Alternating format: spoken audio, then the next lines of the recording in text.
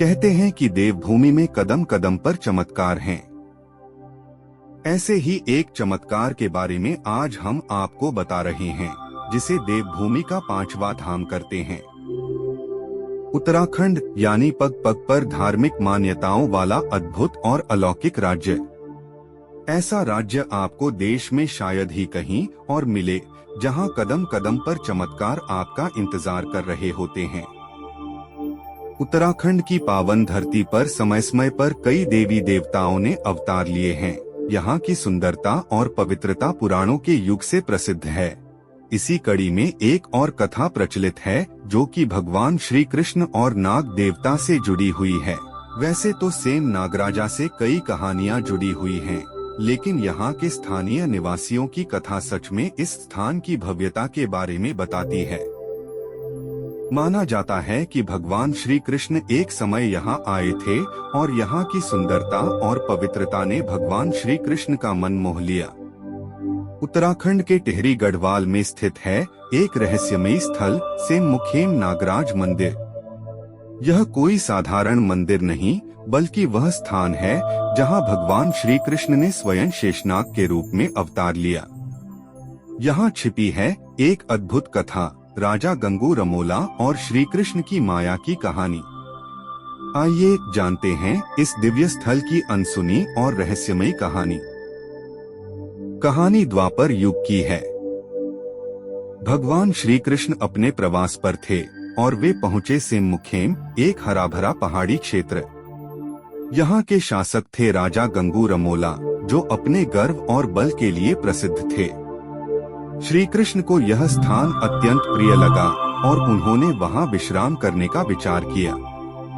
भगवान श्री कृष्ण ने राजा गंगू रमोला से एक छोटी सी भूमि मांगी, केवल एक स्थान जहाँ वे ध्यान कर सकें।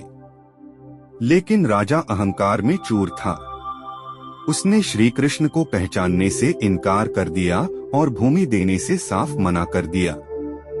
श्री कृष्ण मुस्कुराए और बोले, अगर मुझे स्थान नहीं मिलेगा तो मैं स्वयं स्थान बना लूंगा। इतना कहकर उन्होंने अपनी माया दिखाई। राजा की सैकड़ों गायें और भैंसें, जो पास ही चर रही थीं, पत्थर की मूर्तियों में बदल गईं। राजा दंग रह गया। उसके मंत्री, सैनिक सब भयभीत हो उठे। राजा गंगू रमोला ने तब श्री कृष्ण के चरणों में गिरकर क्षमा मांगी। उसने भूमि समर्पित कर दी और विनती की कि कृपया मेरी प्रजा को क्षमा करें।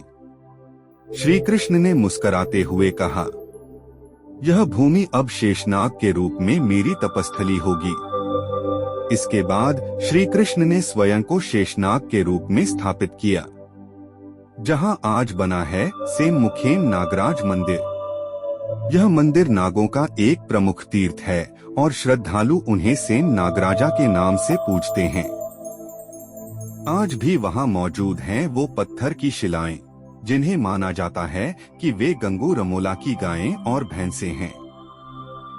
यह सब द्वापर युग के उस अद्भुत चमत्कार के साक्षी हैं। ये बातें सिर्फ लोक कथाएं नहीं, बल्कि स्थानीय जनश्रुति और मंदिर के पुरोहितों द्वारा बार बार दोहराई जाती हैं।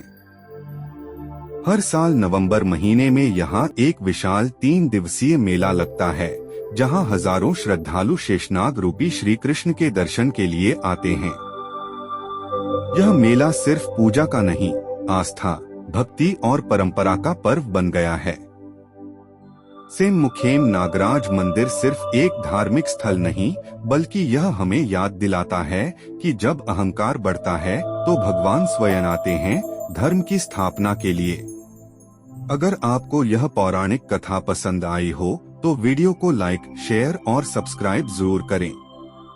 और हाँ, बेल आइकन दबाना न भूलें, ताकि आप हमारी अगली रहस्यमयी कहानियाँ मिस न करें।